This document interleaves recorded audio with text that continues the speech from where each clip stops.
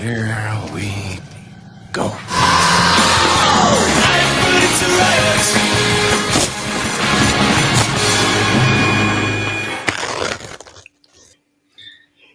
G'day, fans. We're not predicting a riot. We're predicting a bloody curfew. Hasn't the world gone to the complete shit house since we were here last week? Oh, my goodness gracious me. So if you're out on the town right now when you shouldn't be, you got 1 hour, like as of right now, to get your ass home, get the tube on, and turn us on. Well, not turn us on as in like, turn us on if you know what I mean. You can just turn the show on. And as you can see, even Aaron is in a completely different posse. Aaron, how you going today, old son? I'm not even here tonight. I'm in my volcano lair in the leafy suburbs of Ashburton from the spare room rather in the shop because we're in curfew. And I don't think the police are going to be that sympathetic when they pull me over and I go, oh, yeah, I'm doing my live show tonight from the shop. So thanks, everyone, for joining me at home. Isn't it unbelievable? It's getting worse and worse and worse. I'll tell you what, we'll have to be selling collectible shaped pencils on the street corner at this rate to keep the world turning. So, Aaron, old son, your store is closed yet again for yet another week. And as you've said, you can't even be in the store for the show. So I know we've sort of become a bit of a broken record here, but how are you coping? What's any new developments since last week? No, still doing what we did last week, still click and collect and shipping stuff out, still trying to just survive with Chad and myself taking turns of running the place. But, it is what it is. Everyone's in the same position. There's a lot of people that are worse off than us. True. I like this one. The lockdown special. It's a kind of like a contradictory term. It is a lockdown and special. It should be the lockdown curse or something. So it's a bit of a bastard. This is the despecialized edition. Yeah, exactly right. Now, there's something funny I've got to show or talk about here. I just got to press a couple of buttons, so just give me a tick here. Is this going to embarrass me? Or never do that. Now, all these things embarrass me that I don't know that you're going to show. Yeah, exactly right. Anyway, so last week we discussed this, right? This is when Aaron was doing his own videos in the store, right? Now, for those people who don't know that, because obviously the store was in lockdown, he stuck himself in front of the camera, had a bit of a gurgle on, and he absolutely ripped it because he had 56 likes on the first video. Hundreds of thousands of throbbing nerds were tuning in, watching him do the hard sell. So what do you think happened when he did the second video 2 days later? He only got 22 likes and only 200 views. It's like, what's the deal? From hero to zero almost in the space of 2 days. Mate, what was the deal with that? I should have dropped the mic after the first one, shouldn't I? So for those who don't know, I mean, the poor buzz is trying to sell stuff. So you've got to tune into his videos. When he hasn't made one since. In fact, Chad's been taken over the airwaves doing Chad-related things. But you've got to get your ass back on the screen, dude, so you can sell some stuff. Yeah. So, well, that's just because I've actually been busy. So haven't had a chance.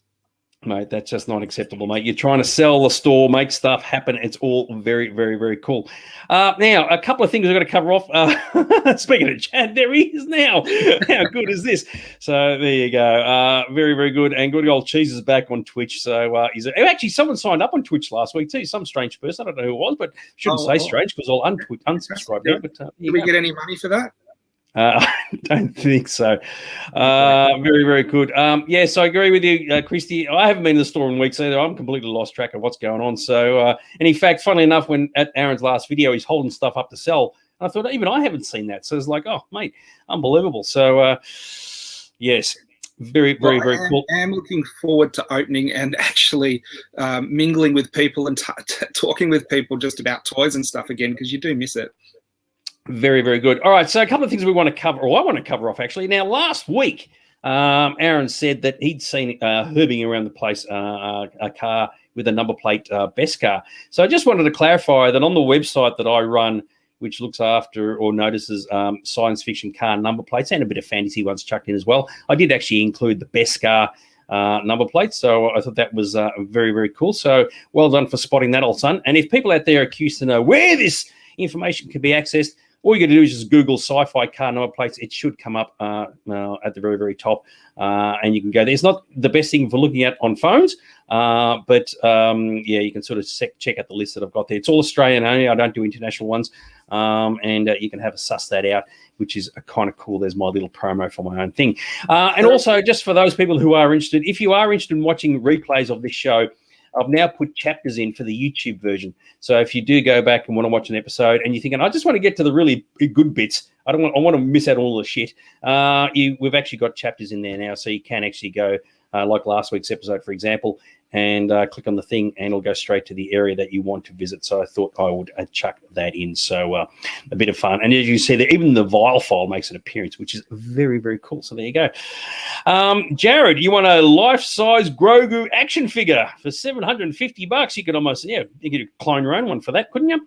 Very, very groovy. And now, very importantly, a couple of weeks ago, or as we often do in the show, we have people visiting the store who are writers that the store has been shut for what seems like an eternity, but we actually have one. Is that right there, Mr. Aaron? Who have we got?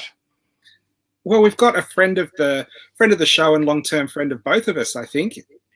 That's exactly right. Moneybag Sullivan. He, now, I got to say, even my head looks better on his body than his head does on his, if that makes any sense whatsoever. So there you go. My head doesn't look good on anybody. Yeah. Well, there you go. Very good. And just while this conversation's going on, Baby Yoda Dave, it's time for you to disappear from the show on Sunday. That's a swear word in this particular store. So there you go. But yes, Moneybag Sullivan did actually join us a couple of weeks ago. He got the Don the shirt. So it's got my head on it, but it's got Aaron's aroma, if you will. So make of that. What do you reckon, eh? I think he visits us about quarterly, doesn't he? I think the last time we saw him in the shop was when we did the Godzilla movie.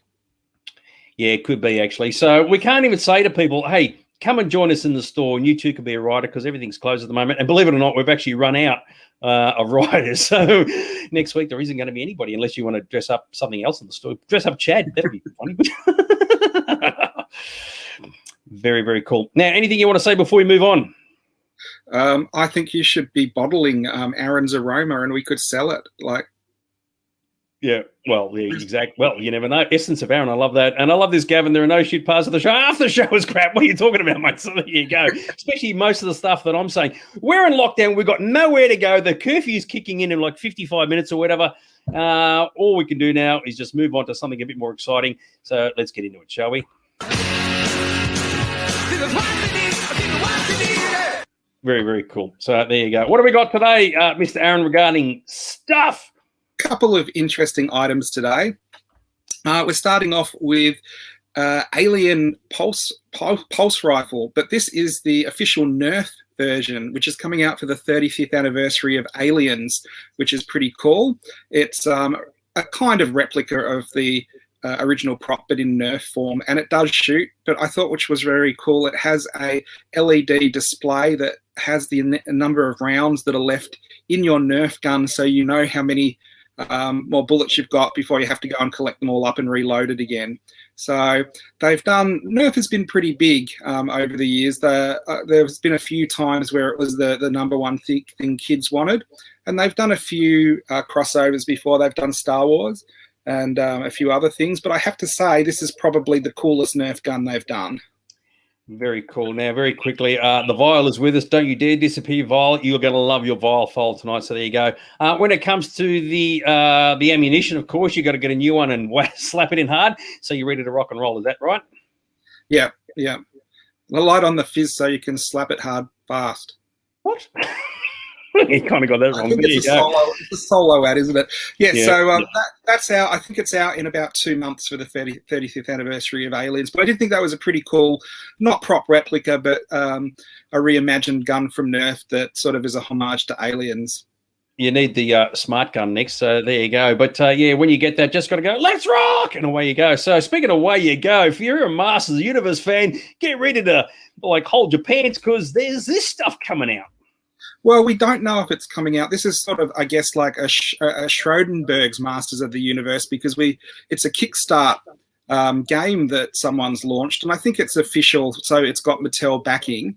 But it's turned up on a few different He-Man pages that I follow and a few different Facebook groups. And basically, it's a Kickstart game, and it comes with a lot of little He-Man figures and accessories that you can I'm presuming you paint them yourself. I don't think they're pre-painted, but it's a very cool idea. And I thought the sculpts for them were really, really nice and really, really detailed. Of course, I guess these are just the promos, so you don't know 100% if it's going to be exactly the same when you get it. Now, I don't know if anyone knows Kickstart. I think most people do, where you have a concept or an idea that you'd like to get funding for, but you might not be able to get official funding or want to fund it all yourself. So you start a Kickstart page and you have a target, and then you have to advertise that, and you get people who prepay for the item, and the more prepays you get, sometimes they just make it as it is. Sometimes they make it even better because they get more interest than they originally anticipated. My experience with Kickstart, though, is usually a lot of excitement and paying up front, and then 2 years later, like when you've totally forgot about it, you get a parcel rock up and you go, what the hell is this? And your wife's going, oh, you weren't meant to be ordering any more toys. You're like, oh, I ordered this 2 years ago.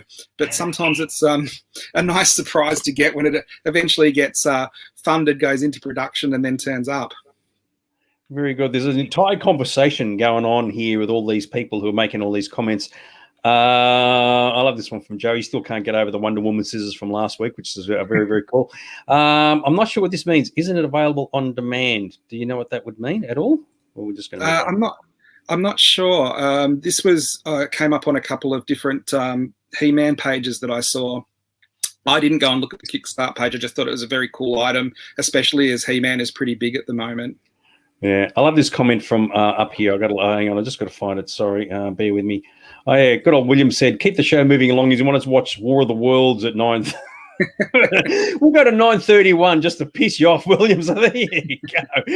How good is that? At least it's War of the Worlds. Either version. I assume you mean it's a film version rather than the miniseries or whatever. So very, very cool. But yeah, so the figures, they do look very, very groovy, and I'm sure there's a whole lot of model makers out there be going, oh, I'd love to be able to paint their own version. So very good stuff. Very cool. Now, very, very important. Now, we're going to bring this one up because he had his birthday yesterday. Believe it or not, yesterday's date, aside from like the start of the whole, what do you call it, the curfew and whatever, has been completely violated because it is the Vile file, and he's now officially a year older. How good is that? So happy birthday, Mr. Vile. Even Pure Evil has a birthday, and yes, it was yesterday. Here's a good question. Sorry about those figures. Evil Lynn didn't seem to be in there anywhere. I suppose the good guys, there's a lot of them that were missing, like Teela was missing. Yeah, I think they had the ones they're going to launch with. I did go and get screen caps of all the one they showed, so there wasn't an Evil Lynn yet. I'm sure if the game goes ahead and it does expand, that of course is one they're going to have to make. Very cool. And Christy was replying to the what do you call it, on-demand comment. Yeah. So sorry, we'll just move right along. Anyway, so what are we violating besides yesterday's date tonight? Well, because it was the Vile's birthday, we thought we'd give him the assignment of sending him into a toy shop and finding some gifts for himself. And he's come back with some fantastic items that we thought we'd like to show everybody. Very cool. Look at that. That's the toy shop, eh? Yeah, it looks like it, doesn't it? Oh, there's got to be some real Vile things in there. How much for the little kid down there? they're chucking them all away. What can I say? Hey, this isn't the Blues Brothers. And you're right there, Mr. Rob. Absolutely. Happy birthday, Mr. Vile. One of the coolest dudes around. So, all right. The only God I love. Jesus Christ. Long live Babu Freak. Oh, my God. Anyway, let's look at some Vile toys. What are we looking at? Check this out. Well, here's a unfortunate monkey toy that he found with the banana attached to a really unfortunate position. But just when you thought it couldn't get any worse, he went and found himself a Buzz Lightyear sipper, a sipper cup, which also has a unfortunate positioning of the straw. Now, we'd like to show you the pictures of the Vile having a drink, but then we'd get the show banned if that actually happened. So before you take a sip of the old... I've forgotten his name. Oh, Jesus Christ. The dude on the right. Buzz Lightyear, thank you very much. Before you take your sip, you got to go to infinity and beyond. It's funny, isn't it, Dax? Because you were actually thinking Woody. Yeah, I was. Well, exactly right. So, and I was thinking, I couldn't help but think that whenever I saw that monkey on the left, it just made me think of this.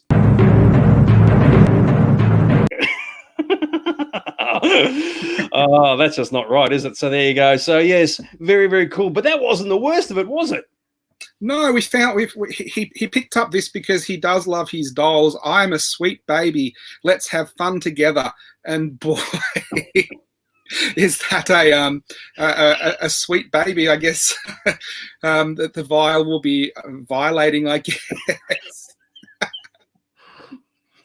Oh my god, I'm gonna have to move on because there's a lot of stuff that I can get myself in a lot of trouble with that. But yes, yeah, look at that kid. It's like that kid does not look very happy at all. Eh? It's like, oh my god, let's have You've got to turn that frown upside down. Yeah, that kid's been smoking the wacky tobacco, I reckon. So, oh, here we go. Now this is more not bad toys, but more bad mispositioning of the toys in the box. And I think we've got there Smother Me Elmo as he just says to the kid, just relax, and goes dead. And then that's the end of it. I do think it's funny that the positioning of that one looks pretty suspicious, but you see the Elmo on the side and he looks pretty happy with what he's doing to the kid.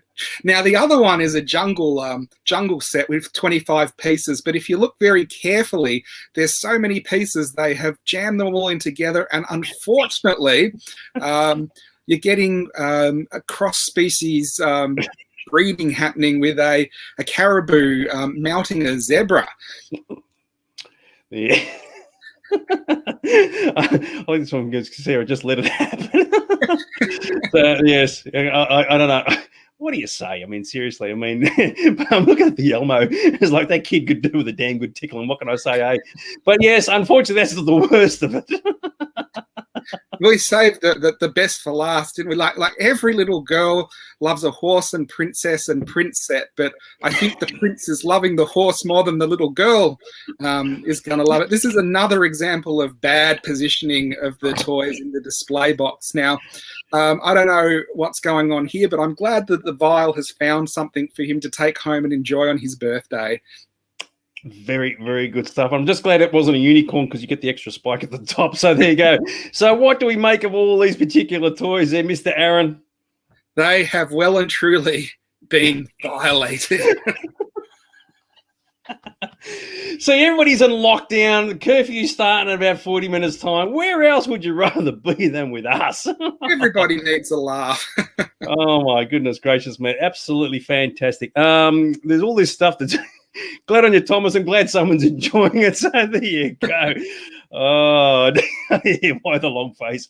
Yes, a horse walks into a bar. Exactly right. Well, with the lockdowns, we saw a couple of weeks ago that horse got like a bit of a punch or a push in the face, but this just proves it could have been worse. I like this. We've just cracked the vial. Some vials just need to be cracked. What can I say? And you're right, Thomas. The madness is kicking in. What else have we got? I haven't left my house in like freaking 3 weeks, and now I can't even go out the front door after 9 o'clock. So there you go. But absolutely love it. So there you go. Here's a famous joke for you. So what's exactly the closest thing, or what is the closest thing to silver? Of course, it's the Lone Ranger's bum. So there you go. Very, very, very cool.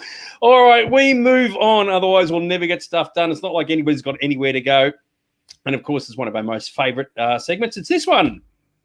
Ooh, baby, do you know that's what... All right, so what are we talking about tonight? So tonight it's a bit of a topic that a lot of collectors are into, especially in Australia. We thought we would have a look at Toll Toys collectibles on eBay. So a lot of Star Wars collectors collect the Toll Toys Australian variants, but then there's a lot of Australian collectors that just collect everything Toll Toys. There's a really great Toll Toys Facebook page, and a lot of people are after this stuff. Very good. I love this from Dave. 3 weeks is still the same shit. Hey, well, when I have a shower, it comes with me, so it's clean. I can tell you that. So there you go. Oh, my goodness gracious me. So there you go. Joel hasn't left his house in 105 days. The thing is, my front door is just literally just there. So I can't even go out that, even if I wanted to. Anyway, we're talking about Toll Toys. So let's kick things off where, for those who've never seen this show before, and I think everybody's a bit of a regular, put in the prices that you think this item sold for. And what have we got, Mr. Aaron? Well, everyone would remember the original Star Wars figures. And in Australia, for the first wave, at least, they had the Toll Toys logo on them instead of the Kenner logo. Now, these are particularly desirable for Star Wars collectors because there's a lot less of them than there are of the other versions, just because the Australian population was smaller at the time. This one is interesting because lots of people like mint on card stuff, and once it's opened, it doesn't go for as much. This has been ripped off the card, so you can see it's been displayed there with Leia and the card, but you can see it the pictures underneath. You are bidding on a loose figure with a Toll Toys card back.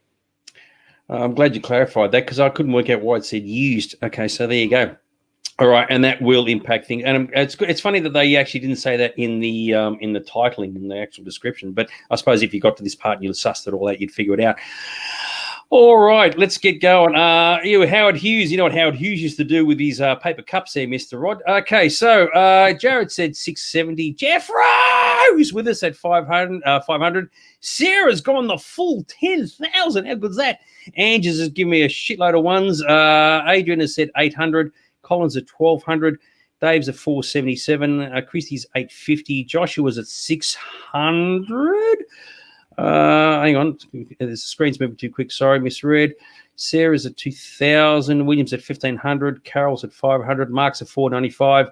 Rob is at 750. I followed 37. I don't know what that. Hang on. Oh, sorry. I don't know what that means. I followed 1377. I'm not sure if that's your price. Joel said 706. Violating Leia at nearly $4,000 is the Vile on his birthday for yesterday. Rod is at 1,800. Gavin is at 1,078. Thomas at 450 and Philip is at 750. It's a bit of a mixed bag there, isn't it? Nice. So there you go. But the fact that it's been repackaged is an interesting thing to be aware of. Exactly. I thought it was original too when I first saw it, but now it is secondhand. So there you go. All right. So, but it is a Toll Toys card, so keep that in mind. So for some people, look at that. There's even one in the $2 bin. Good on you, Greg. You never let me down. I love it. If this sold for $2, even I'd be impressed. Toll Toys, Princess Leia, 77. It is a Toll Toys card. And the card alone, even though we've discussed Star Wars card backs in the past, maybe where the value is. But anyway, it went for a whopping 1,377. What do you want to say about that, Mr. Aaron? Well, I think that's probably about right. I've seen the card backs go for around $1,000 in even more damaged condition than that. And you've got a little Leia, and they say it's the original one that came with it, so it's a Toll Toys version. Though I think more people are after the card. But that's even an opened card back with a loose figure can still hold a lot of value if it's a Toll Toys variant. Oh, yeah, I got Matthew. I know. Yeah, I realised what you said. You actually followed this, so you actually saw this get sold. So because you know the answer, we'll have to sort of say we can't have to eliminate you from the thing. But I think William at $1,500 got it. But so Matt did actually see this for sale when it was actually happening. So there you go. Very, very cool. I think there's a few Star Wars Toll Toys collectors here because there was a lot more accurate guesses apart from Greg's. Yeah, $2. You're exactly right. So there you go. Very, very cool. In the same vein, we move on to this. Look at that. So we just had a loose Toll Toys figure. This is actually a carded, sealed Toll Toys. It's not a figure. It's one of the die-cast ships that came out in about 1978. This was actually one of the very first Star Wars toys I ever had. The little die-cast land speeder. This one is in amazingly nice condition. Usually the bubbles on them have yellowed. Usually because the cardboard is weaker than the actual die-cast figure, you get a lot of stress even though when they were just on in the shops on the peg holes and stuff like this. So this is one of the nicest ones you're ever going to find. So why is it listed as used? Because even that confused the hell out of me. Sorry, I've got in the middle of a drink there. I'm maybe because it's secondhand and maybe because it isn't perfect, but it is still a really nice piece. Yeah, because you notice too that the punch out hasn't been punched out, if that makes sense. So I saw this and I thought, oh my God. I mean, we've seen so many action figures. To actually see a vehicle, I thought, oi, that is going to have some dollar coins associated with it. So let's have a look and see what people think. Even I would think that this would be worth a fair whack of change. Angie's a whole lot of threes. Jared's at 450, Mark's at 1,500, Joel's at 720, Carol's at 3,500, Joshua is at 1,200, Luke, who's joined the show, is at 900, 500 for Sarah, Rob is at 2,500, Matt is at 2,500, Adrian is at 500, a lot of 500s there, Colin's at 1,500, Gavin is at 2,764, Williams at 900. Thomas is at 800. Phil's at 1,000. Christie's at 1,250. Jared says he's got one of these somewhere. Oh, there you go. I love that. Rod's at 895. Violating the land speeder at 3,500 is good old Natasha prepared to give up her firstborn for this at 4,799. Jeffro is at 8,000. Dave is at 872. Michelle is at 25. And good old Rico 19 bucks. So there you go. How good is that? There's a bit of a mixed bag of bunnies there, but even if I was going to take a punt on this, I would say it would be multiple thousands of dollars because I have not even seen one of these for such a long time. So there you go, except when I was at Steve Sansbury's place back in 93. So there you go. All right, Star Wars Toll Toys. The fact that it's Toll Toys, it's a land speeder, it's still in the box, mate. It's just got dollars written all over it, and it went for a whopping $6,500. What do you reckon? Yeah, that was a bit of a wild card one because when you get something in that condition, they're pretty much the seller will name the price and the person who wants it the most will just step up and get it because they are so hard to find and they turn up in this condition so seldomly. I'm not surprised. Unfortunately, not one I will ever own at that price, but still a lovely, lovely piece. I could see whoever bought this selling this in the US and doubling it straight away. I'm not very good with math. So the Vial said 3,500 and Jeffro said 8. I don't know who's closer of the two. So someone else is going to have to tell me that one. So how about that? Yeah, free shipping. Yeah, you'd expect it too, wouldn't you? So there you go. That is definitely a bit of a put this in Aaron's store and watch the world go completely haywire. So yes, I agree. Ask your own price. Now, completely from the opposite end of the spectrum, we're going to move to other Tall Toys things. So get away from Star Wars. We're going into this. Oi, how good's this? So this is a Skippy the Bush Kangaroo Toll Toys drawing set, which is a really nice Australian item. It's got a great box that isn't crushed. When this type of stuff turns up from this era, it's usually in a destroyed box. And most of the internal stuff is still there. So the content is good, which is also amazing because when you get drawing sets, the first things kids do is use them. So all the drawing material and all the pages usually are coloured and disappeared. But this one is a nice example of it. It's got a bit of interest on it there, hasn't it? I don't know if we can see how many bids. Yeah, 14 bids, yeah. 14 bids. So it'd be interesting to see what this one goes for. So there's a bit of discussion about the last one. Some people said that Natasha may have got it for 4,800. I could see Natasha handing over the little dude right now just to pay for it. So there you go. Anyway, let's skip on down to having a look at this. Look at the prices have just plummeted what we had a moment ago. What's that, Skip? What, the kids are stuck in the ravine, Skip? What, we have to get down there really right this right away to save them before the weather sort of comes in. What reckon we have to call in a GPS tracker or something? I've completely lost track of where we are. Hang on, you're going to have to bear with me for a sec. Where are we? Toys Australia. I don't know who's put in a bid for what. So I'm going to just pluck this out. And here we go. What's up, Skip? Give me a second, everybody. All right. Luke has Ange, and I don't know where we are. Okay. Joel said 450. I'm just going to start here. Jared's at 45. Ange is at $2. He's doing a Greg King on me. Luke is at $1,500. William's at 10. Natasha's prepared to give out that little dude for 80. 75 cents. I love that. On G-Skip, $4. $10 for Joshua. 57 for Rob. Gavin's at 762. Colin's at 250. Michelle's at 26. Chrissy's at 60. That's a classic, isn't it? I agree. 600 for because it's Toll Toys. Exactly right. 85 for Matt. Violating Skippy at $250. What's that, Skip? Being violated. Move on. 350 from Rod. Mark said 50, and he wants to borrow $2 from Greg. And Philip has said $1. Oh my God, how grouse is this? What is it? Mirror Trace Magic. I'm just going to move on. All right, so it's used and abused, as Skippy often is. He went for a whopping $22.50.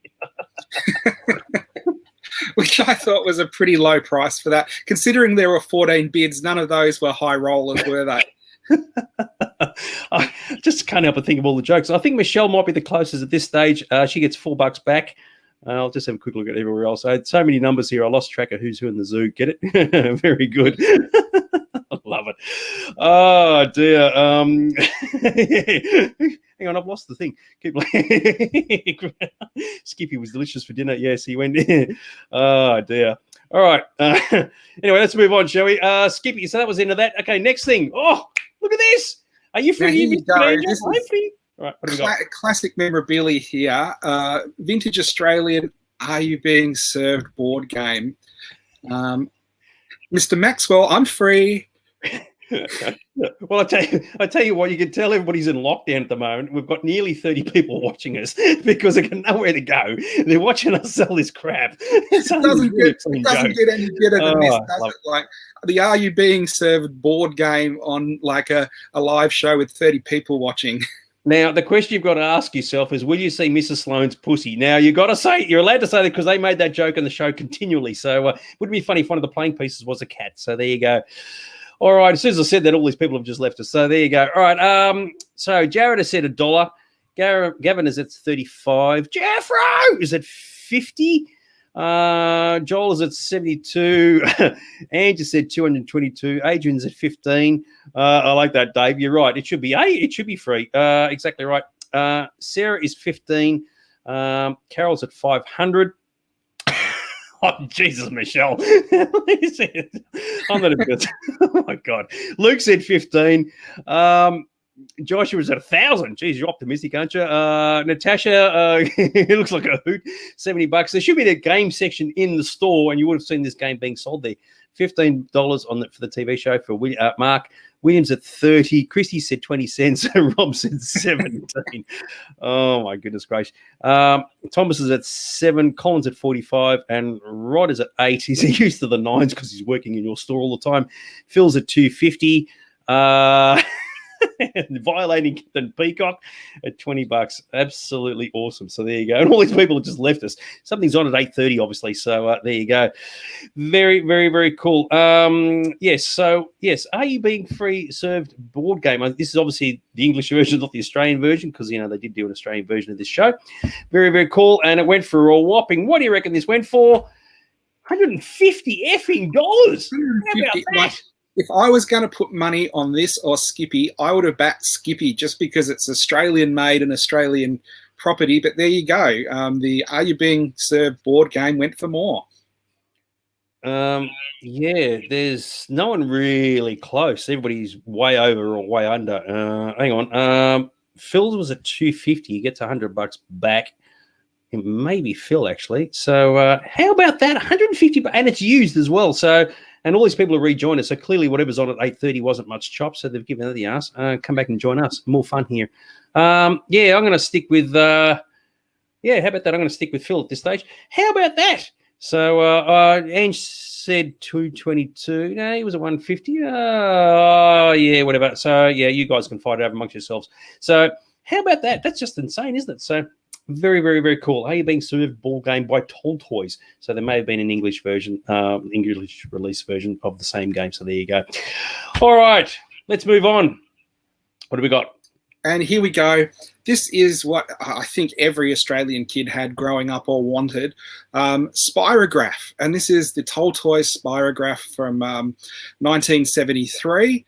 It's got most of its parts there, and it's all in working condition. Good to go. Very good. So there you go. Oh, they couldn't even spell Tall Toys right. So if you did at the top up here, if you notice, they didn't even get that right. So if you're doing a search for this for Tall Toys, you won't find it. So, yeah, got that completely asked about, didn't they? Yeah, 1973. Draw fabulous patterns and pictures. This is CAD designing before computers were invented, effectively. All right. Yeah, sorry about that. There's a bit of mucking around with the last one. Everybody got it all wrong as to who won that. Okay, Mark is at $1. We'll go with $1. Jared's at 25. Remember, it's 1973. Most of us weren't even born at that point, except for me. 80 for Adrian. Sarah said 7.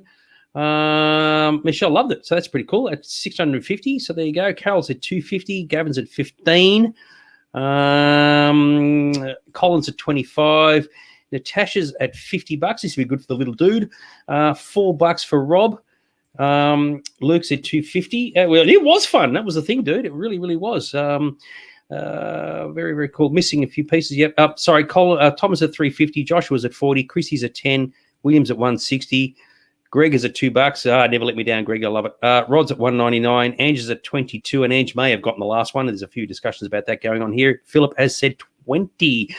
So much fun for about 10 minutes. Yeah, exactly right. Adzi has joined us. Has had 5. Joel has said 74. And violating his spirograph is the vial at 69. So there you go. Yes, very, very cool. So 1973. Now, you notice it says buy it now and all the rest of it. This actually did sell. Okay, so just be aware of that. It's even I questioned about this. You said the guy had a few to sell. Is that correct, Aaron? Yeah, it was in the sold items, and he had more of them to sell. So if you think this is a good value, you can whip on after the show and grab one yourself. There you go. All right, very, very cool. It sold for, look at that, $40 for 1973. After what, nearly 50 years, it hasn't really appreciated much at all. Now, I actually had that version of Spirograph, and it was one of those things. As soon as you put in the cupboard and put something on top of it, the box got absolutely crushed. So that one's in pretty nice condition for, a nearly 50-year-old game. Yeah, so as I said, Joshua got this right on the money, so well done to you. So you can even use Afterpay to pay it off. So, yes, very good stuff, yes. So Josh and Sarah can be Emily be in lockdown and play with their Spirograph together. Yes, exactly right. And the right thing, okay. Very, very cool. All right, so that's the exciting part of the night. So we've got to talk about something that's very, very cool. It is 8:30 now. Hopefully people aren't buggering off to watch The Bachelor and MasterChef and Beauty and the Geek and crap like that. Now, we showed Moneybag Sullivan earlier. He was our writer, right? It is a known fact that Moneybag Sullivan did actually audition for the first season of Beauty and the Geek. And guess what? They knocked him back because he wasn't geeky enough. True story. And he was proud of that. He says, I'm not geeky enough. How good is that? Oh, goodness gracious me. So very, very cool. All right. What are we talking about? We're talking about something very exciting. What are we talking about there, Mr. Aaron? What's our topic? At the end of our last presentation, which was on Hot Toys, it was interrupted by Doc Brown jumping into the presentation and saying that something was wrong with the timelines, and all the future collectibles were turning into pop vinyls. And the only way he could combat this was by giving a presentation to Marty on what to collect to have in the future that might be a good investment that will stop the collecting community falling into the pop vinyl trap. I love this one, right? Lucas said, because he's only a little kid, he's off to bed, guys, right? And Joel, who lives in the same house, he's probably just like in the next room and said, good night. Dude, you're supposed to call out good night, Luke, or kiss him in bed. Not send a message on Messenger. Love it. All right, very, very cool. So what are we talking about? So we're going to look at Doc Brown's Guide to Future Collectibles.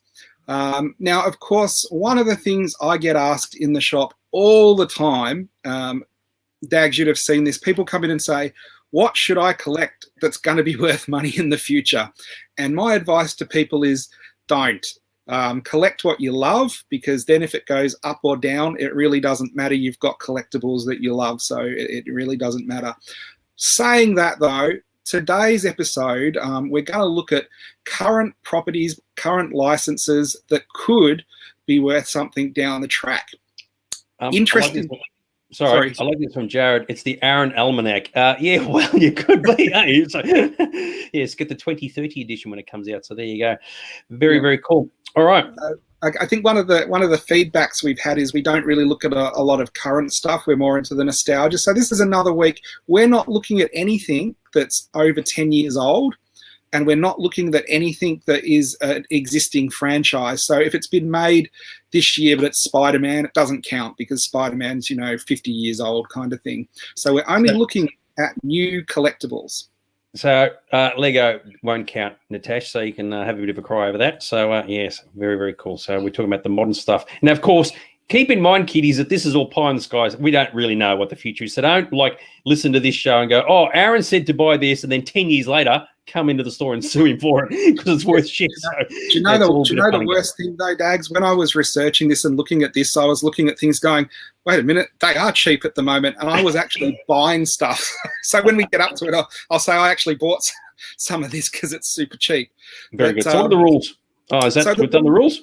The rules are nothing that's over. Well, we're looking at nothing before 2010 and no existing franchises. So just stuff that's pretty new, and it's real speculation to whether it'll take off or be totally forgotten in a year from now, kind of thing. So here are some of the things that I think we have to have a look at. Does it have playground buzz? It's funny to say that all the playgrounds are shut at the moment. Yes. Does it have lockdown buzz? Is it one of those things that kids love because they love it, not because it's part of a franchise and not because it's part of something that's linked to something else? It's come out, it's created a buzz, and it's sustaining itself. Kids go to school and talk about it, and it's something that, goes into their psyche. So years from now, they go, do you remember we were in a primary school and we used to do this? So does it have playground buzz? Yep. Does it cross generations? Is it one of those things that you think kids will like now, and when they grow up, they'll remember it fondly? And does it one of those things that as a father, I could buy for my son, and I think it was pretty cool as well? I'm going to cut you off. I love this one. The only lockdown buzz at the moment are the crickets. I love that. Anyway, get on with it. Yep. They're usually what we hear in the background of the show. Does it have cultural impact? So one of those things, that there are things that do have cultural impact. Who Shot JR? Everyone says they remember where they were when the Who Shot JR episode. Is it one of those cultural milestones that everyone remembers? Everyone will remember the beginning of lockdown because of the Tiger King. Well, maybe not. But they'll remember that's something from years from now. But will that generate enough interest years from now for people to be nostalgic and actually want to collect it? I don't think so. But does it have a cultural impact? And is the item appealing within itself? So if you weren't collecting the set, if you were a kid and you just got it for your birthday and you didn't know what it was, would it still be a cool toy that you'd want to collect and enjoy having? So they're the rules we're looking at for our future investments. It's very cerebral, isn't it? I would have just said, I'll just pick some shit out of the air and just have some fun with it. So there you go. Most of the ones that everybody's picked are all wrong. So there you go. So there's no Lego, no Tamagotchis, no marbles. We're on to something a bit more exciting. Well, this was actually a really hard one to do, because all the things people are talking about, like Lego doesn't count, Tamagotchi, they're 30 years old now. You just don't think stuff is as old as you think it is. Did you hear what you just said? This was a hard one to research. Of course it is, because nobody knows what the freaking prices are going to be 10 years from now. It's hard to actually come up with anything that's being made that is going to have legs that isn't a franchise that already exists. There aren't a lot of them at the moment. Yeah. But we've looked across TVs, movies, computer games, and other stuff, and here's what Doc Brown's guide to future collectibles is going to be. Very good. Let's see how good Brown really is. All right, here we go. Go for it. Here we go. So I think everybody here has seen or heard of Adventure Time. Adventure Time is one of those cartoons that came out of nowhere, was instantly popular when it came out. It did the thing where kids watched it, but parents who were watching it sort of go, hey, there's a bit subversive, it's a bit funny, and it's got some humor that's working on different levels here. And it ran for quite a few years and stayed good all the way through its run. So we're going to have a look at Adventure Time collectibles. Adventure Time was one of those shows that I was working in the collectible industry when it came out, and it took merchandisers by surprise, in that kids were asking for Adventure Time stuff and there was none. So this cartoon came out. It was pretty cool. It had all these weird characters and weird concepts, and there was nothing available. So you can see there, there's the different series of Adventure Time DVDs, and we've got some of the McDonald's toys. You can tell something's had an impact if, like, McDonald's start making Happy Meals of it, and you can see with that one, you had to eat a lot of burgers to get the set. So we're going to have a look at what I think are probably the picks of the Adventure Time stuff. So on the Doc Brown investment page. Sorry if we go forward to the next one. Dags is going all over the place. Yeah, I'm just scrolling through them while you're talking, so otherwise we just sit on one screen for too long. You're going. Okay, cool. So the top there, you've got, if everyone remembers sort of Mad Balls, they have like the Adventure Time version of Mad Balls, which kind of, I think, appeals to different collectors. I didn't see them around so much, so they were already hard to get. That's pretty cool.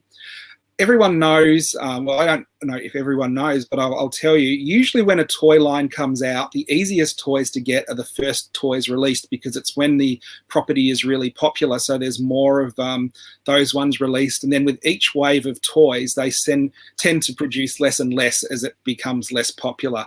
Now, I was looking at the Adventure Time toys, and some of the later ones I didn't even know existed. Now, these are sort of the power of the force examples of Adventure Time, where it's got to the end of the line, they're still producing the toys, but it's not as popular as it once was. So you've got, I think if we go to that last picture, Dags, you've got the one after this, the Lich and the Lich King, and some of those ones, which were the last ones released. And of course, the things that you get here that you don't get anywhere else in the world. Adventure Time got a show bag, and we've seen from how show bags go up in value that they're usually a good investment to get, because show bags, kids get them, rip everything out of them, lose half the stuff, and they're very, very hard to get down the track. So I would say if you collected Adventure Time, track that down. There was also Adventure Time Lego. So we do have some of the Lego here, but this is Lego based on a new property, and I think Lego sort of always holds its value. And the Adventure Time comics have started going up in value, but you can still get some of the early ones at a pretty reasonable price. Adventure Time is coming back, and I would say when it does come back, if it is popular, a lot of the older stuff will become very desirable. So Adventure Time gets a tick from Doc Brown. How big a tick does he get, Dags?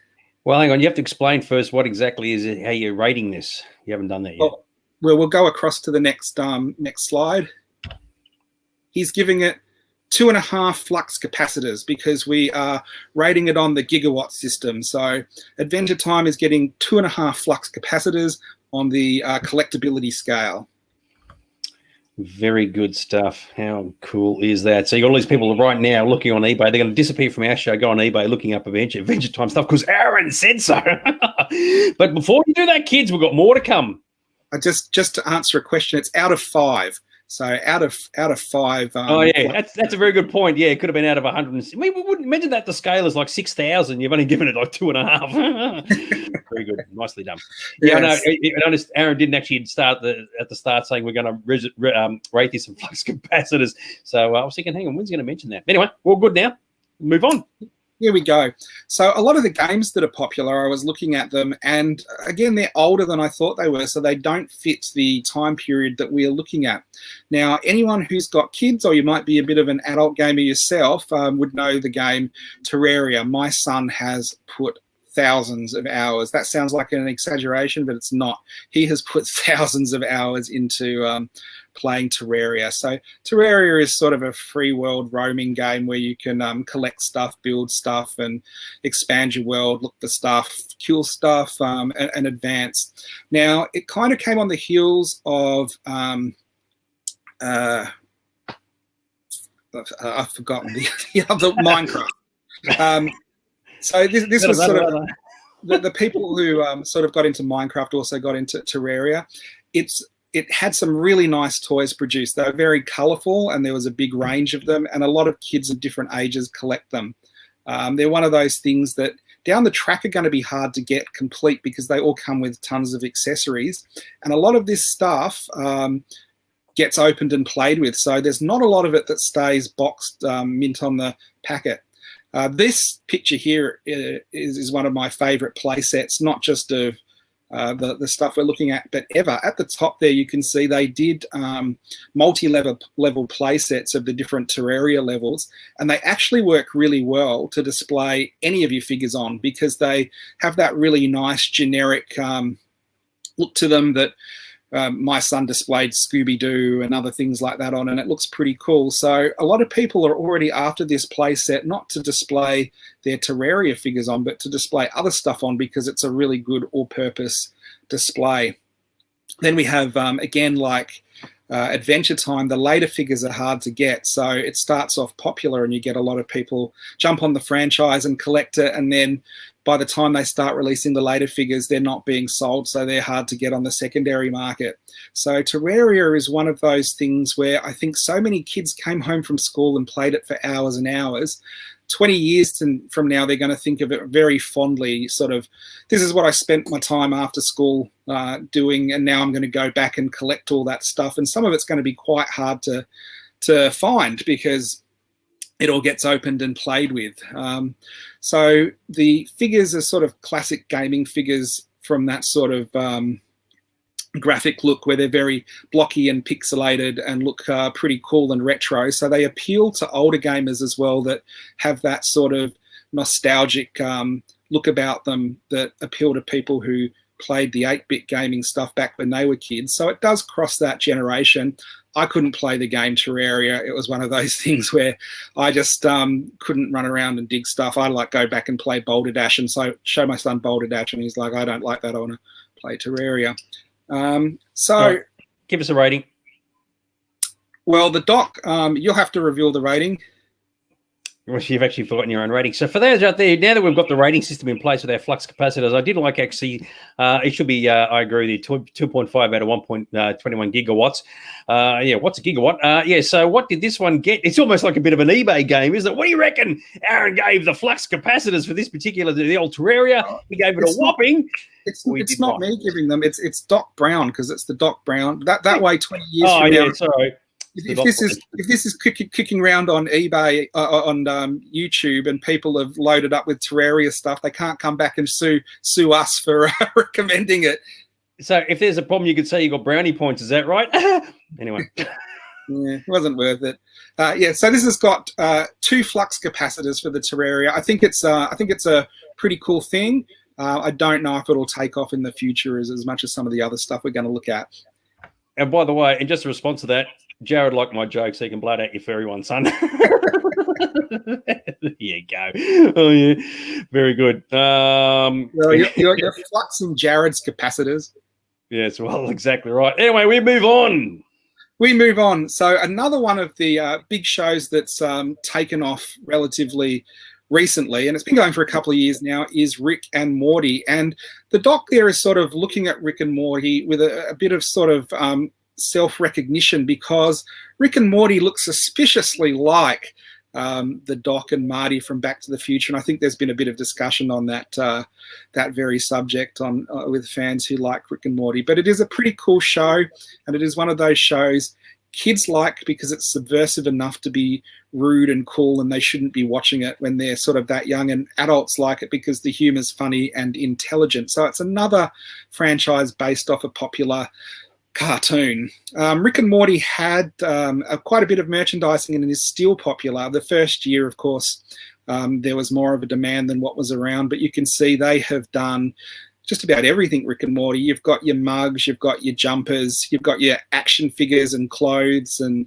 backpacks. And again, there's been the Rick and Morty show bag, which is one of those things. I think collecting show bags is a whole collectible genre in itself, where I think if people collected them, you couldn't go wrong. Funko have done Rick and Morty figures, which is unusual because Funko usually do the pop vinyls, but they do occasionally do other stuff and branch into action figures, and they've done the Rick and Morty ones that you can see at the bottom there. And the Rick and Morty figures are pretty cool. They're one of those. Yeah, I'm going to stop you because otherwise I'll never get it. I've got to get this in. So Michelle asked, is cross-generational? It was one of the criteria, but any of these upcoming things adult-orientated more than kids? I think like Rick and Morty probably is an adult show that kids enjoy.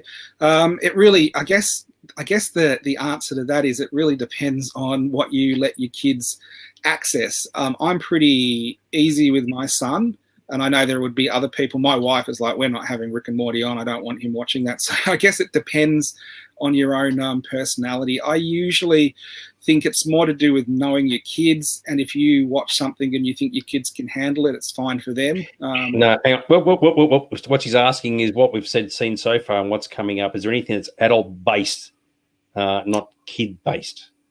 I think most of it is kid-based, because I think a lot of the things that need to be, what things need to be collectible in the future is a grounding with children. There's not many franchises. There's a few, but there's not many that are are popular just with adults, and then they become popular with children later as the children grow up because the time's already moved on. Like my son, if I try and show him stuff I liked when I was a bit younger, he's like, this is just old-fashioned, and it's very hard to kind of get him across onto that. Yeah, keep in mind, Michelle, we really honestly don't know. We're just mucking around here a little bit, really. It's not like this is all like Nostradamus is going to 10 years from now. We're going to 100% correct. There could be things that come out tomorrow that are aimed specifically at adults that by 2032 are like absolutely like the hottest thing in the universe. But as of today, we're sort of just focusing on this. So yeah, it's a bit of hit and miss, a bit of pie in the sky, a bit of fun more than anything else. I think it is a good question because a lot of toys these days, the toys don't come out just for the sake of a toy line. A lot of the toys that come out these days are based on a show or a movie, and people who make the toys are a bit wary. So as I've said, they don't come out straight away when the first series of the cartoon or the first movie hits because they just don't want to invest that much money without seeing that there's going to be a return from the fan base. So if people had a crystal ball and could see that, it'd be a lot easier for toy manufacturers. Yeah, and as we said, it's a bit of fun. And I agree with you, Jeffro. Yes, there is a Con 80 bottle of water in the background there, which is absolutely fantastic. That's the rarest thing in good old Aaron's house at the moment, because I can guarantee you there's only one of those floating around. So anyway, let's get back into it. Otherwise, we'll never get the show done. So let's move on. What are we doing? No problem. So if I was collecting Rick and Morty stuff and putting stuff away, how can you go past the Rick and Morty Chia Pet with the growing hair, which is pretty cool? We've talked about the show bag. There are some higher end Rick and Morty stuff, and you can see there's a statue with them coming through the portal there with the bug behind them, which I think looks pretty excellent. And then underneath as well, you've got the standard figures of that kind of scene as well. And because it's so iconic from the series, that'll be the type of thing that is more desirable down the track. All right, question for you. How old is your, this is from Colin, how old is Kale? Just quickly. Kale's 15. I'm 47. So that's the difference between us. All right. Cool, done. All right, so there you go. All right, so we're looking at, you gone through all this, you're looking at a rating and your flux capacity, Doc Brown's rating? Let's get fluxing. Let's get fluxing. So everybody out there, what do you reckon the Doc's going to say about this? He's going to say it's a whopping 3 flux capacitors. It's another Holy 3 fluxing hell. Yeah. Fluxing hell, yeah. Oh, I thought you were going to say something else. No, I was just parroting you, mate. So, well, there you go. Very good. Aaron is a spring chicken. I tell you what, he's got some chicken legs on him. I wouldn't. I tell you what, he'd be good for plucking. Spring chicken where? I tell you what. And I love this one. The Viola said that Dag's face shirts are very collectible. Yeah, well, there you go. Worth more than I am, which is kind of scary. What can I say? Are expired foods collectible? South Park cheesy puffs. I'm glad I read that right. And a Duff beer, both unopened. Probably, actually, Mr. Dave. But I think we discussed. We've got Dags in his collection's got expired foods in his fridge that are not for eating but for collecting. And in the shop, we've got them as well. We've got Nightmare Before Christmas gummies from about 25 years ago. And I think you've got the famous Batman chocolates in your fridge, haven't you? Mate, the most expired thing that's in this house is me. So there you go. I love that from Joe. Yeah, my freezer is worth a fortune. Yeah, exactly right. Very cool. All right, let's move on to something a bit more. This is a bit more adult, wouldn't it? To a degree, this is what we were discussing earlier. Yeah, this is one of the few things that I could find that's totally original TV series that I also think will have legs to be collectible down the track. And this is Stranger Things. And Stranger Things is interesting because although it's a totally unique franchise, it really does pull on nostalgia from the 80s where all the episodes are loaded with stuff from the 80s that will be very pleasing for sort of the people who collect Ghostbusters and Back to the Future and things from that era. So when you and I were growing up, Dags, there are those movies and TV series from the 80s like Dune and I guess Legend and The Dark Crystal and Labyrinth and things like that are so beloved now that they can bring out collectibles and people will still buy them based on the one movie from 40 years ago. Now, I think Stranger Things might be one of those shows that has that impact where people and kids that grew up with it will remember it fondly enough that it's going to make a cultural impact and be something that down the track is beloved and well remembered. Now, it'll go away for a couple of years, but I'm sure Stranger Things is one of those things that'll come back. I love this one from Joe. Can't stand Stranger Things. And why are you watching us, dude? Because we can't get more strings than us. Oh, dear. I love it. All right. Yeah. So if you were collecting Stranger Things stuff, a lot of these properties get a Monopoly game, and Stranger Things has a Monopoly. There's the Lego set as well, which is very cool because it's the same set, and you buy it, you build it, and you build an upside down version of it. So you can flip it over from having the normal version or the upside down version. Stranger Things is responsible for the resurgence of Dungeons and Dragons. My son had no interest in playing Dungeons and Dragons, and then Stranger Things came out and played it for a couple of seasons, and then all his friends were playing Dungeons and Dragons at school and playing Dungeons and Dragons after school, which I think is fantastic because all of them are mainly online, just playing stuff online. So it had a cultural impact where it was actually able to affect, how kids are using their spare time. I had friends of mine in the 80s who were role players, and they couldn't stand Dungeons and Dragons. They called D&D dull and dreary. An advanced dull and dreary. Anyway, so there you go. I played Dungeons and Dragons all through high school just so I could avoid sunlight and girls, basically. But explains a lot, doesn't it? So there you go. All right. So how many flux capacitors do you reckon this one ended up with? Oh, this has got to get your capacitors fluxing for sure. Oh, well, look at this. Ange is a D&D. Hang on, I missed it. Ange is a D&D every Tuesday. Get into it. There you go. Love it. So anyway, and this was from a gamer, by the way. This wasn't from some just dude in the street. Anyway, so how many flux capacitors do you reckon Stranger Things get? Look back on the eBay section. Doc Brown reckons it's a whopping 3.5 fluxes. How's that? So, that's pretty good. That'll get your Demigorgons off. There you go. Oh my goodness gracious me! So there's a shitload of gigawatts in there to play with. That's for sure. So very, very cool. All right, so there you go. A bit of Stranger Things. So what do you reckon? This is almost like the next guess. What do you reckon's coming up next, kids? Is it going to be this, that, or something else? It's going to be, of course, the trash pack. Trash packs. Now, I don't know if people here know about trash packs. They're one of those things, and this is what I was talking about earlier, where I was researching these and seeing huge lots of on eBay going for nothing, and going, I'm buying those. So I ended up buying a few eBay lots on speculation because you can get hundreds of them for next to nothing. But the interesting thing about trash packs, my son collected them. On the side, on the left there, you can see the checklists all X'd out. They were the last toys where I actually kept a checklist in my wallet. And even though my son was collecting them, I would be going to his school and trading with other parents and trying to get the set of trash packs. So they had the impact because the kids were so into them, they'd take them to school and that they would collect them. But adults would also be collecting them vicariously through their kids. And they were very smart in that they had commons, rares, ultra rares, and, the ones that you just couldn't get. And even though these are sort of a has-been thing from a couple of years ago, on eBay, people are still asking and getting thousands of dollars for some of the ultra rare ones. So these trash packs you could get, and it's like a lottery. You get the pack for like $7 for about 6 of them, and you get a couple of good ones, and most of them are doubles. But you could get the rare ones. There's only 40 of them in Australia, and those ones back then were going for thousands of dollars. And I thought now I'll get online and they'll all be cheap. And I was really surprised where they are still going for thousands of dollars, even though they haven't had trash packs around for a while. This is interesting as well because I sell all my son's toys. I'm such a bad father, but I always do ask him if he wants to keep them. And out of all the things he collected, he's like, no, I want to keep the trash packs because I think they're pretty cool. So when you've got that appeal with kids where even though they've moved on, but they want to keep those toys, it does mean that I think, a few years from now, kids will crack open when they're moving or they're older, they'll crack open their old toys and go, do you know what? These might be a fun range to complete. And there's hundreds of them.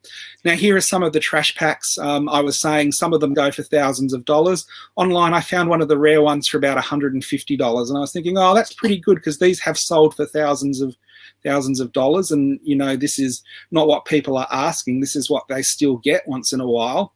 I thought that would probably be a good investment. And then there's a couple of the rare ones. So you got the trash packs that were flocked, so they looked like moldy garbage. I mean, this is why kids love them, because each release they got grosser and grosser and grosser. You can see in the eye of that skull dags, there's little maggots eating away at it. Like, I think that's why it had an appeal for kids, because they were the type of things mums would look at and go, these are all disgusting, I don't want you to have them. So of course that makes kids want them even more. And then what I had noticed on eBay, even though these were only a couple of years old, you could pick up big lots of loose ones, but the price of boxed and carded stuff had gone through the roof, because I think it's one of those younger people collectibles where everything gets open. Kids that age don't get this stuff and go, I'm going to display it in the box. It all gets ripped out of the card straight away.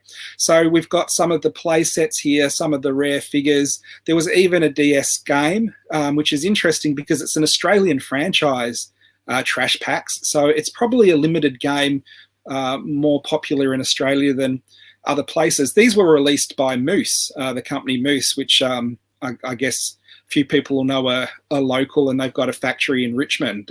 So some of the people that design these would come into the shop once in a while, and we'd talk about how popular they were and how surprised they were that they took off so well. Where are we? Jared, he said he's got like an actual ton of them. So yeah, he's obviously got a fair bit in his house. But now that you see what they're worth on eBay, Mr. Jared, you could be sitting on a gold mine there, old son. So yeah, very cool. All right, so what do you reckon? Sorry, it is a gold mine. Yeah, well, at the moment it is anyway. So 10 years from now, let's check back and see. If this show's still going, you never know. All right, so what do you reckon? How many flux capacitors? This would have to have a few fluxes, wouldn't it? What do you reckon? I don't know. There you go, and I like it. Yes, ka-ching. Very, very cool. Yes. Yes, well, let's find out. He went for one. What the hell's Doc Brown thinking? What's the deal? I went for one because even though... No, Doc Brown went for one. You told me off earlier because I said it was you, and you said, no, it's Doc Brown. Doc Brown was surprised that you could still get like hundreds of these in lots on eBay for like, $20. Doc Brown actually got on eBay and said, you know what, that's a good bet, and bought a couple of big lots to do a display in my shop sometime. So we'll see how they go. I guess that's one of those instant things we can see if works or doesn't work. I love how the fact your own joke worked against you. Very cool. And Jared's ready to offload some for some pretty good prices too, I'm thinking. So he's not worrying about the future. He's just going to wear it the next couple of weeks. So there you go. Very, very cool. So Trash Pack Kids. Sorry, what?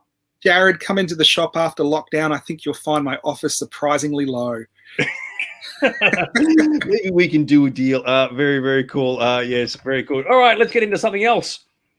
So Minecraft is one of those I thought was too old, but when I looked into it, even though the concept of Minecraft was around 2009, it wasn't released out of beta to the public to 2010. So we're going to go there because I think Minecraft has had one of the biggest cultural and social effects on gaming probably in the last 20 years. It's one of those games that is beloved by kids who will spend hours and hours and hours designing their own mines or playing with their friends online. It's creative, it's been expanded, it's got to the point where even though it was a free world, build your own thing out of the sand lot, that there is now games like Minecraft Dungeon that have bosses and levels that you can go through, and it doesn't show any sign of lagging in that.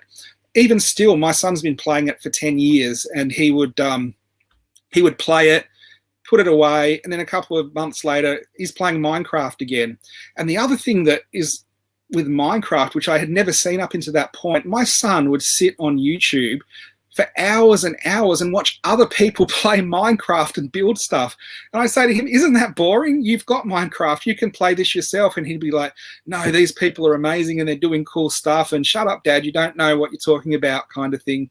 So when you've got something that sort of cuts through society at all different levels and you've got adults and teens and kids that are all playing it, you know that down the track it's got some lasting appeal. One of the interesting things about Minecraft, when it went live, the guy who put the code out and put it together and sold it, it went live, and I think he was selling it on PayPal for $20.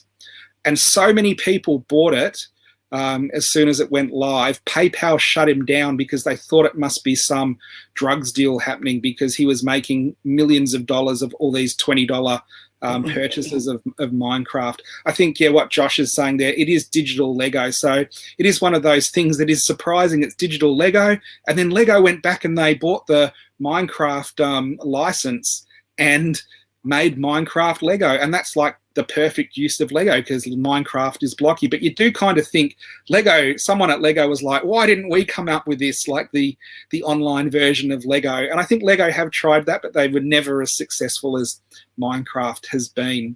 So I don't know anyone here that got into it. It's another one of those games that I looked at and played a little bit, and I didn't find any appeal to it at all. But there are a lot of adults who play it. And going to PAX, which is the Penny Arcade gamer convention that's on in Melbourne. We didn't have it last year because of lockdown.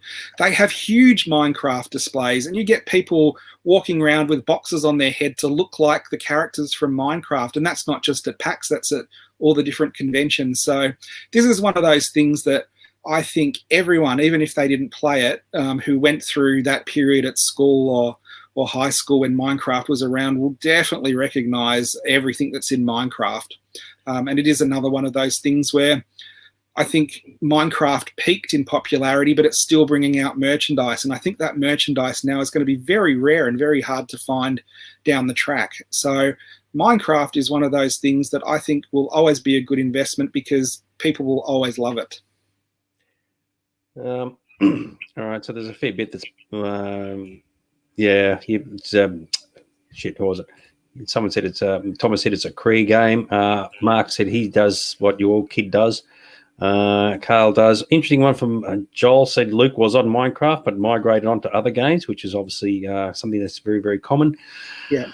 Minecraft is good as well. Joshua also said his daughter spend hours watching other people play. So, anyway. So, Minecraft is good as well, where it is one of those games that gets around parents a bit because it is a creative architectural building game rather than going around and blowing aliens up with a rifle kind of thing. So it's more permissive, I think, for parents to let kids play this. So there is a bigger fan base. Jared said, I like this one. One block of Minecraft is 1 cubic meter, and it's actually bigger than the actual Earth. And Sarah, I do like this one from Sarah. Intentionally avoided it because she knew how hooked on she would be. So, indeed. So, how does that impact us from a collecting point of view, old son? Just cut it down really short. So, I think there's going to be a lot of fluxing. A lot of fluxing for this one. So what do you reckon, kids? Digital and okay, very, very cool. It's got to go for a whopping. Look at that, 3 flux capacitors. Oh, it can do no wrong.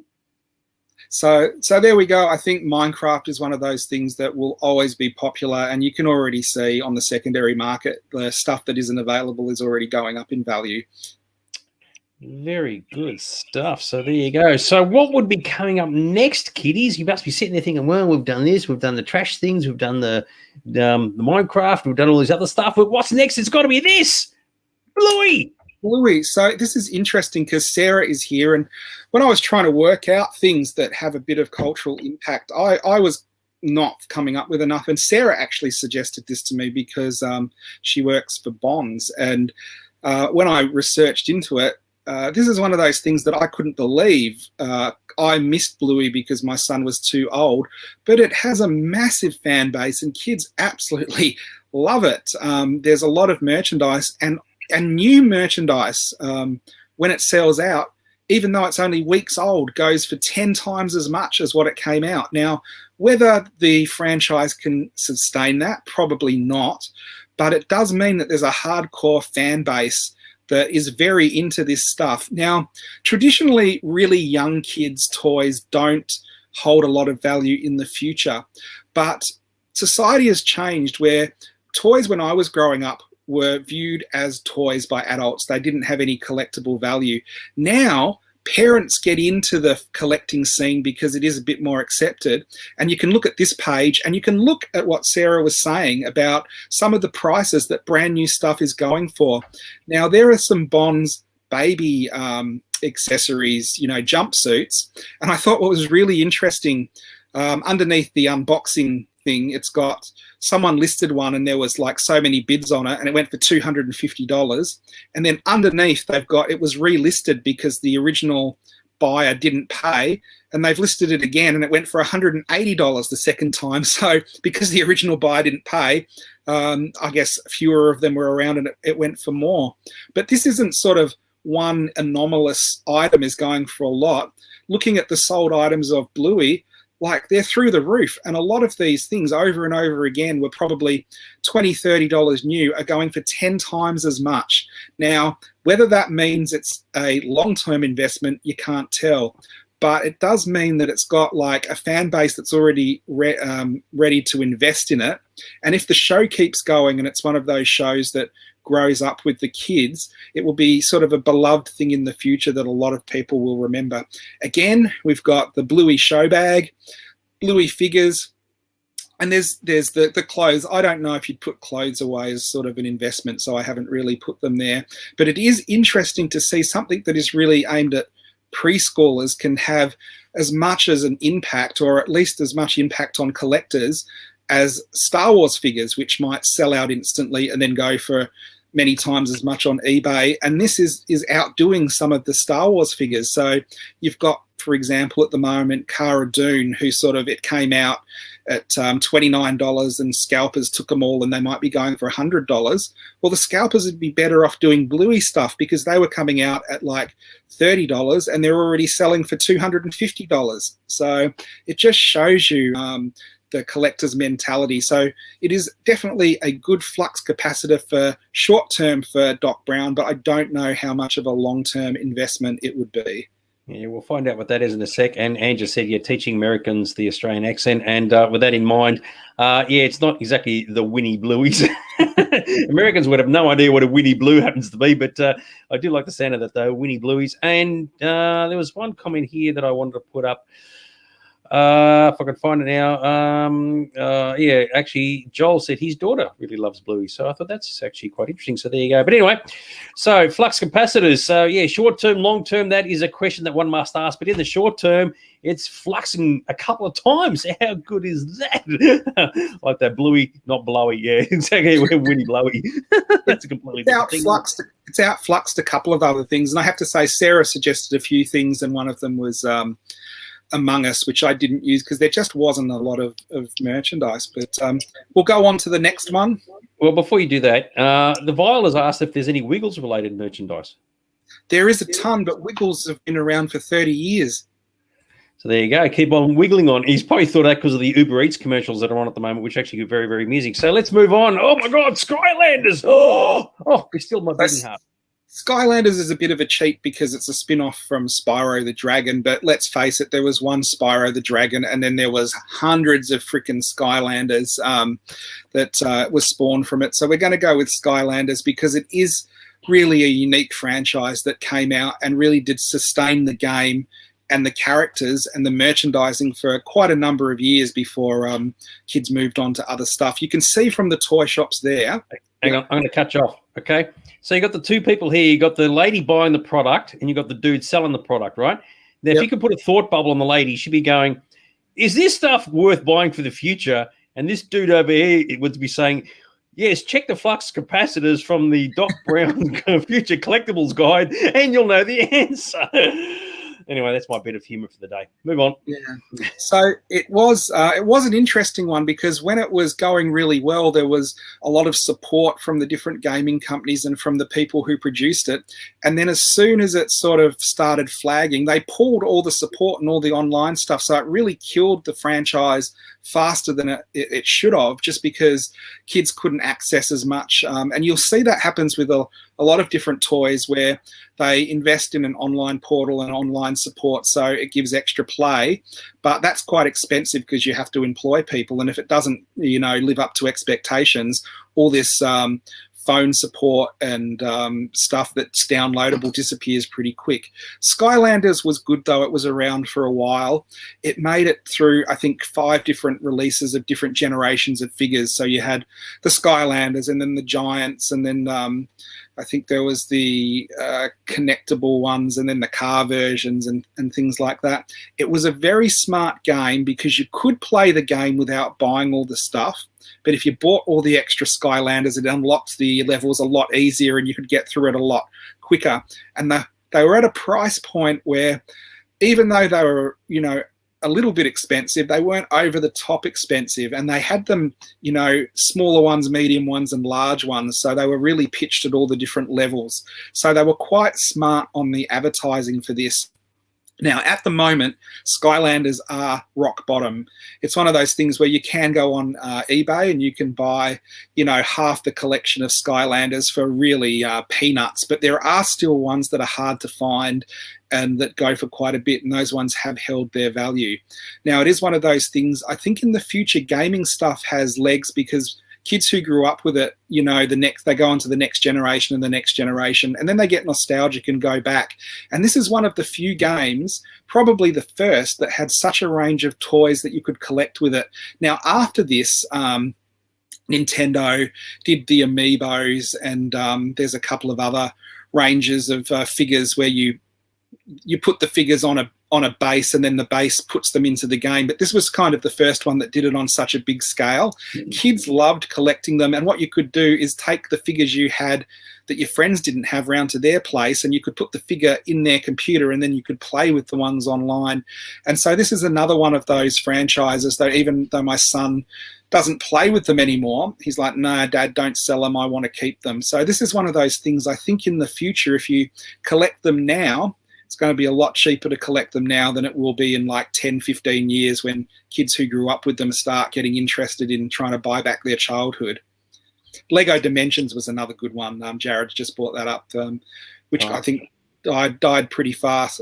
Died sooner than it should have. Yeah, there's a few people. Lego Dimensions was a really good game. I like this comment from Joel. It was a game to make money, only made to make money. You probably find these days a lot of games are just like that. So if they don't make the money, they don't go very far. So it is interesting that Joel brings that up because I know my son didn't enjoy the game as much as he enjoyed collecting the figures. So when the new levels of the game were released every 18 months, they bring out the next version. We got the game and he's like, look at all the figures, and wanted to collect all the figures. So it really was marketed amazingly well. They were colourful, interesting, had the cool names. They ticked all the boxes for kids to really like them. I like this comment from Jared. Hey, Dad, stop selling my shit. There you go. So, Anthony, we're going to give this a bit of a flux. What are we fluxing with these, old son? What do you reckon Doc Brown had to say? I don't know if they're going to flux as high as some of the other stuff, but he's going to give a good flux. There you go. Look at that. 3 fluxes. Holy guacamole. How good is that? Very, very cool. Yeah, three. Very good. Nicely done. Now, how's this with timing? Colin back up here said, hey, how about Fortnite? Well, it's funny enough. There it is. So shut up, Colin. There it is. Here we go. And just as Minecraft kind of has defined a generation for their gaming and creative skills, Fortnite brought a lot of kids into the shooting and the I guess the first person shooter, running around collecting stuff. Then I think anything before, there's always been those first person shooter games, but this one I've never seen on such a level so many kids want to play and play for so long. And Fortnite is another one where it took about 1.5 years before any merchandise came out, and kids were screaming for it straight away. And I kind of think they missed the boat a little bit because Fortnite was not as cool as it was when it came out, when the merchandise started to hit, to the point where my son for years and years goes, I want the Fortnite toys, I want the Fortnite toys, I want the Fortnite toys. They came out a couple of months before Christmas, held them for Christmas. He got them and he goes, why are you buying me Fortnite stuff? That was so 3 months ago kind of thing. So the interesting thing about Fortnite is I think it is one of those franchises where the toys are so good. I was impressed without even being a player by some of the toy design. And I think down the track, they will be very collectible toys because people will look back at them and go, wow, look at these amazing toys. If we go on to the next slide, Dags, Some of the character designs are just out there, and these are just skins for the different characters that are within the game.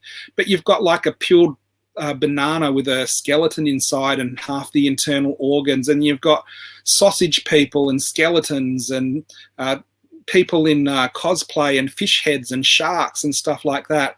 And if it was one of those games you had never played, but you saw this toy line in a toy guide, it has that type of appeal that collectors go, that's really unique. I'm going to try and collect all of those. And that's why I think Fortnite is going to be a highly collectible thing down the track, because so many kids played it and spent so much time doing all the levels and being in teams with their friends and snipering people and running around, that they have a good sort of a good bedding of being in this universe. And then the toys came out and the kids were a little bit over it by that time. But when they get nostalgic in the future, which happens usually 20 years, it's the 20 years rule, I think these will be really hot. And I think they're going to be hard to find because I don't think a lot of people are collecting them at the moment.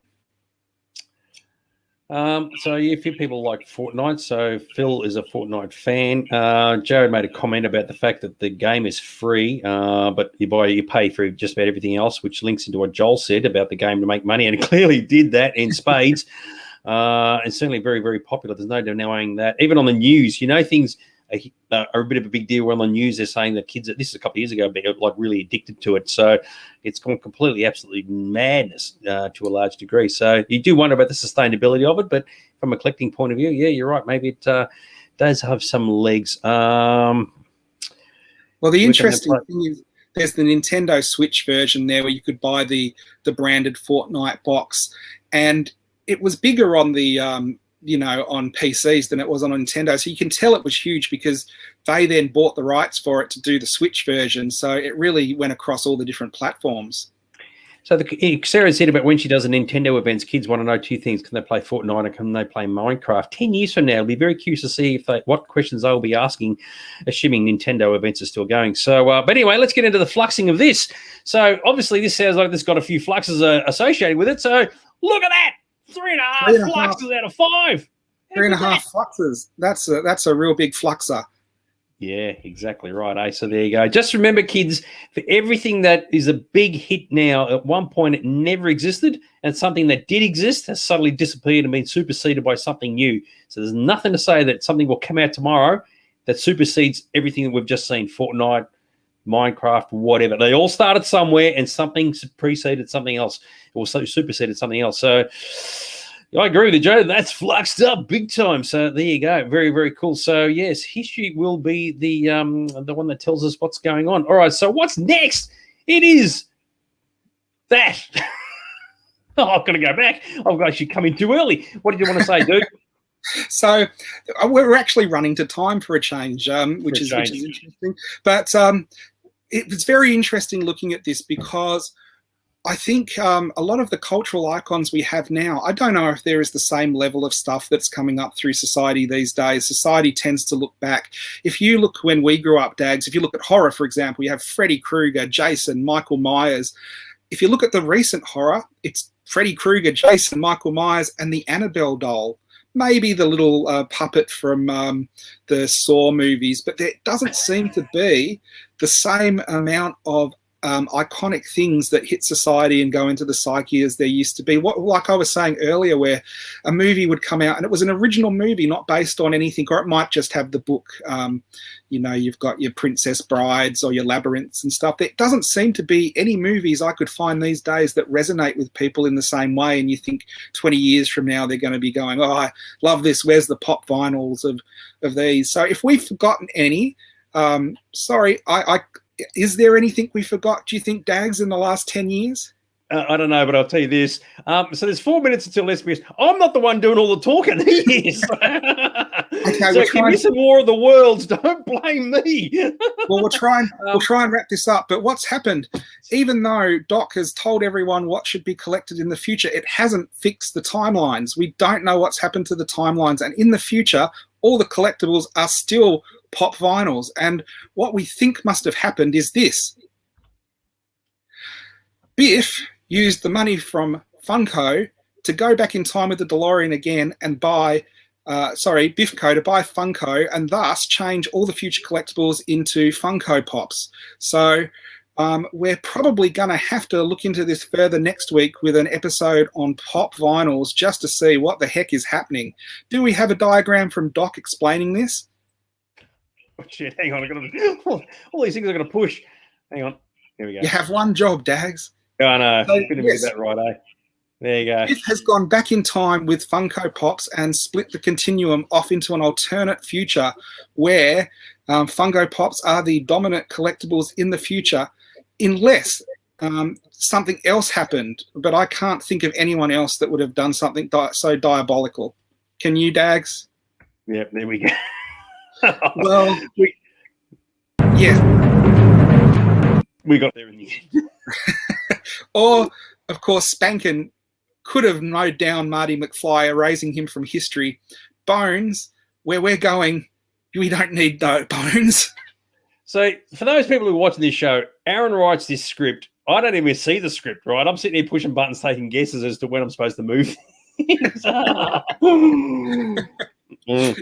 And just for everyone else, it's a very loose script that changes from moment to moment. Yeah, love it. It's the Spankmobile. I love that one. Yes, very, very cool. There's always room and always time for a bit of spanking action. What can I say? So, yeah, next week we are talking about pop finals, believe it or not, which will be Yay Team. It'll be Aaron's most favourite show because he can't stand the bloody things. I've been to Funko headquarters, so we'll have some interesting stuff to discuss. Just a couple of things before we go.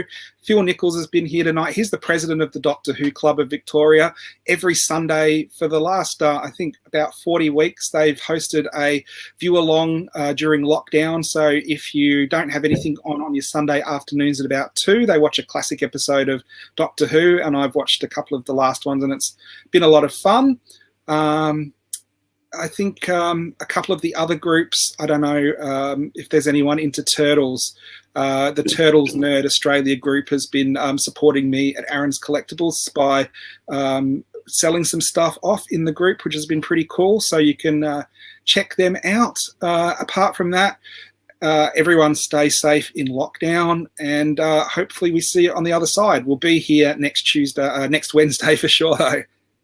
Yeah, I love the fact that we could love to say go out and enjoy yourselves and have a good time, but no one can. We're all stuck in lockdown and in curfew. And War of the Worlds is probably just about to start on SBS, so very good stuff. So, yeah, I hope you guys have enjoyed it all. Don't forget to remember to always keep your collectibles mint in box.